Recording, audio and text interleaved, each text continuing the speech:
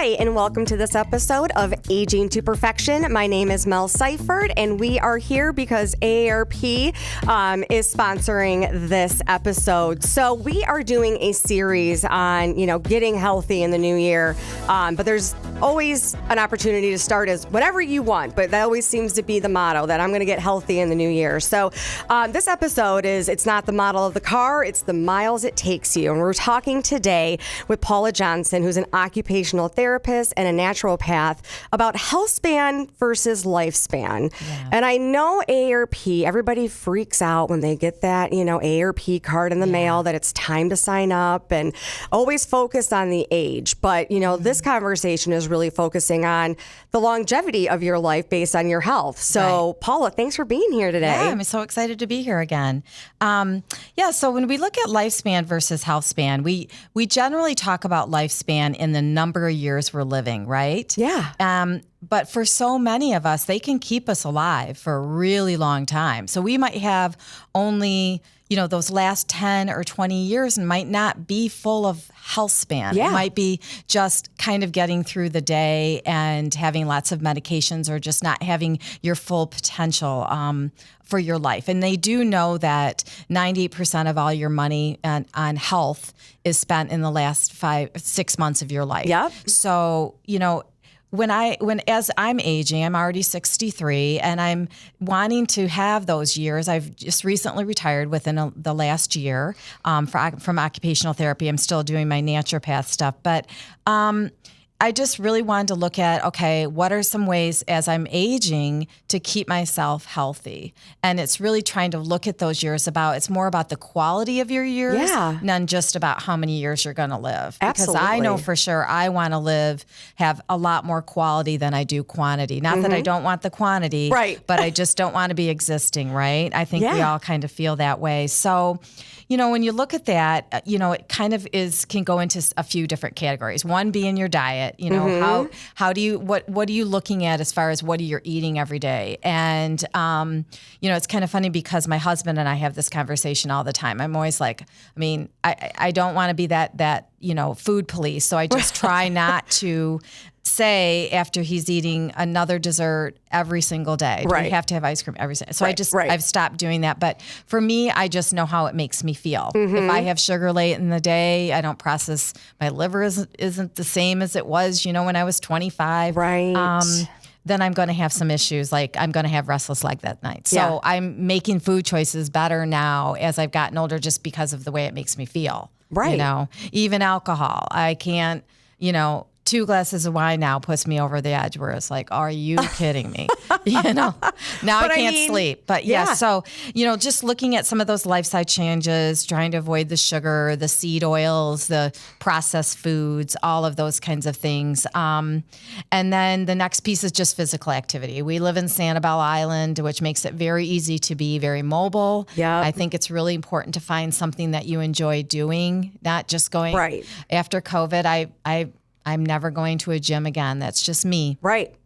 I was in a gym for years, and I realized that I really missed that outside piece. So now I'm just a big walker. Yeah. And I walk 5 miles every day, and I really enjoy it. I listen to podcasts like yours. Yes. And really just enjoy that movement piece. Right. At the same time, I'm taking a class that, on strength building, because I know how important that is for your bones and longevity and that kind of thing. I'm so glad you brought that up, because AARP does a lot of programmatic work and virtual programs. And, one of the things that we always recommend as you are aging is, muscles, building muscles, because what's going to happen if you take a fall one day and you can't get up? Like that's one of the biggest issues, right?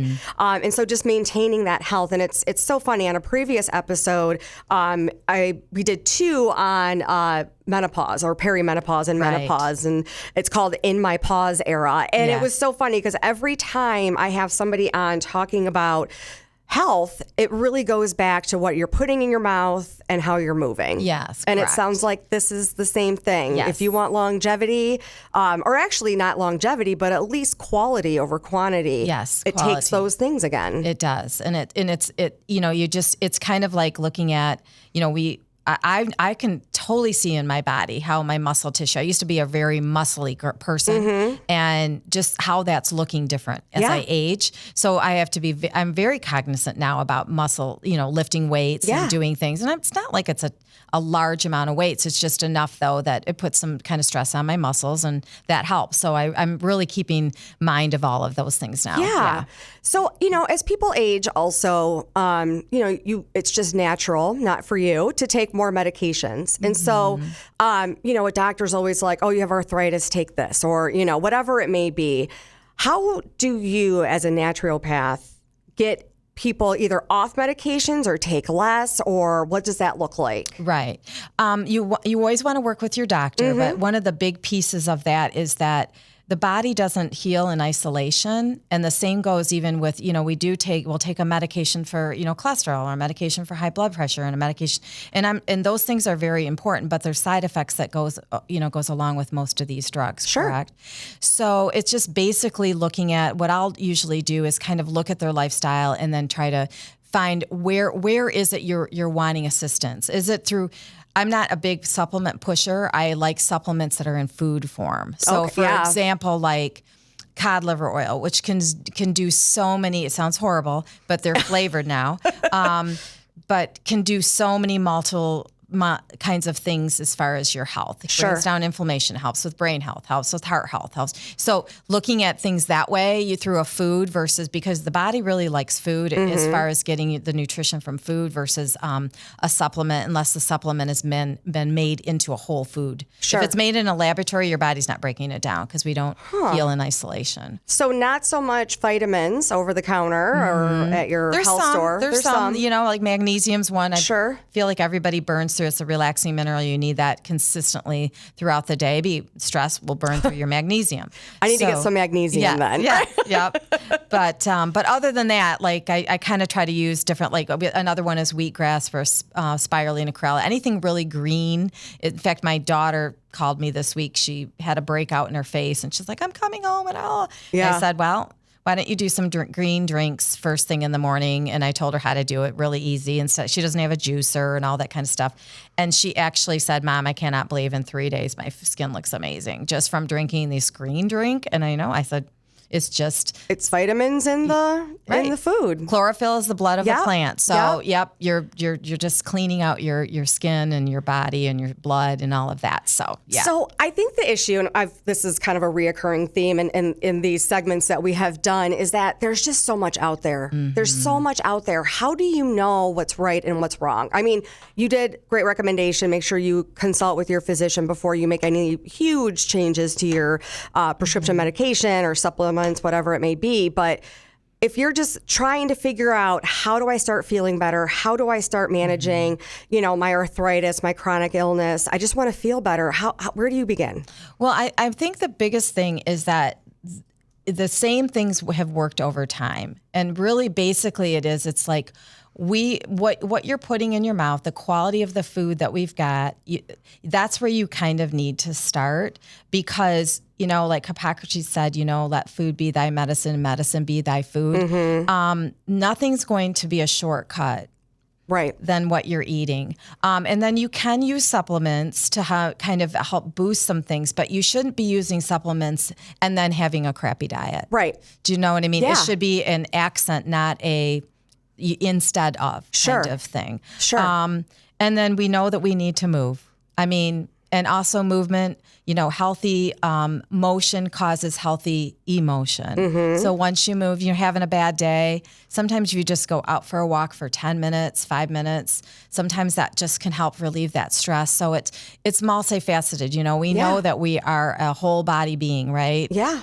Mentally, spiritually, physically, we need all those. So it's really just going back to the simple things, I think, more than anything. Looking at your food, looking at your rest, looking at your mindfulness, looking at your connectiveness. Or do you have friends? Are you doing things? Are you doing things you enjoy? Or is your life just full of nothing but going from one thing to the next, which you and I talked about when you're in your age group. Yeah. It is what it is. I either eat at 4 o'clock or 9 o'clock. So it that's my window. A lot of members that we have, not a lot, I shouldn't say a lot. We're a 50 plus organization. So we do have individuals who are still working and doing all the things, and they're in the sandwich generation and dealing with it. But we also have some members who might be immobile or have some type of issue. What do you recommend for those individuals who may not be able to get to the grocery store to get, I know there's delivery now, we're in this new great era.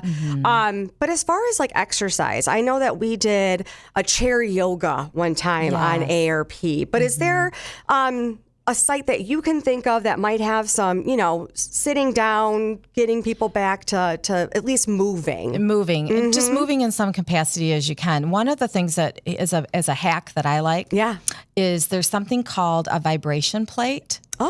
And the one I got is from Life Pro, but there's many out there, and from the research I did, I saw that they're all look pretty good. They cost about, basically what they look like is the old-fashioned steps when you used to do step aerobics. But then they vibrate. You turn on a button and it vibrates, and you stand on that, and it's literally gives you the same kind of input into your bones as if you were walking, running, doing those kinds of things.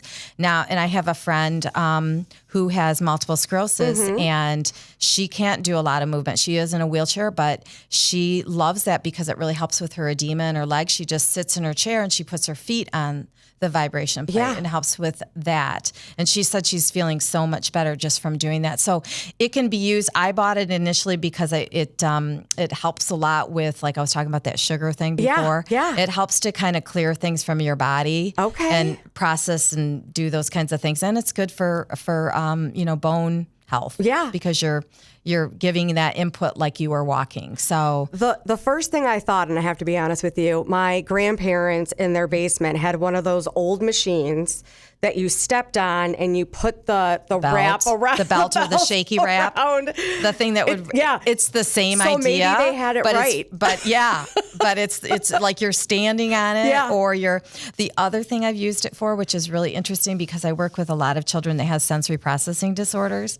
They love this thing. It helps them sleep. They sit on it and it jiggles. And they just and so, they're looking for that movement kind of thing. So I've used it with all kinds of ages and for different reasons. But it's, absolutely. Check it out. Look at it online. It's kind of a funny thing. But if you're not moving, that might be an option. Or those bicycles that you can sit and kind of get your feet moving a little bit are a good idea. And then also you can always do chair weights too, right? I mean, you can sit there and just have some weights next to you and or just build up the exercise bands. There's different exercises. I mean, if you could even look up, you can do a wall push-up. You can do, so you don't have to be getting down on the ground necessarily. You could do things from where you're whether you're sitting or standing, those kinds of things can help. And I'm sure people are listening to this. Well, I hope they're listening to this because it's really great information, but they're sitting there probably thinking, I'm far too gone. There's no way I'm going to be able, I'm 78. There's no way I'm going to be able to turn this around. I'm already, there. What do you recommend for those people who are just thinking that there's no chance that they can get healthy again? That they can get healthy. My mother is a great example of this. She, at 75 years old, decided she was not going to be on any medication, and she wasn't. And she just kind of decided she really was going to put her information, because she had my brother and myself to kind of guide her with the food piece. And it gave her such a sense of purpose because she was really researching or looking for the next thing to help with her health. She wanted to do as much as she could. But it's to say that you just want to feel as good as you can. Again, it's that lifespan versus health, or healthspan versus lifespan. That, kind of, even if you were to, we all know that sun is amazing and it can really make us feel better. Maybe you're reading a book, and when you're reading a book, you're sitting in front of a window. So maybe you are more of a sedentary person, but I would say the first thing to start with would be just finding something that brings you joy. And go with that first. And then once you feel more joyful, you might want to move more. You might want to eat better, those kinds of things that kind of go hand in hand. Absolutely. And what a great segue into our next episode talking about mental health. Because if you don't feel that you are able to do something that can really do a lot to your motivation. Oh, absolutely. And so, well, Paula, I thank you so much for being on the show today. What great information. So, quantity over quality, I think, is the overall message. And I think we all can agree with that. So thank you so much for listening today to Aging to Perfection. I am Mel Seifert. We are powered by AARP. And I appreciate you all listening, and stay perfect.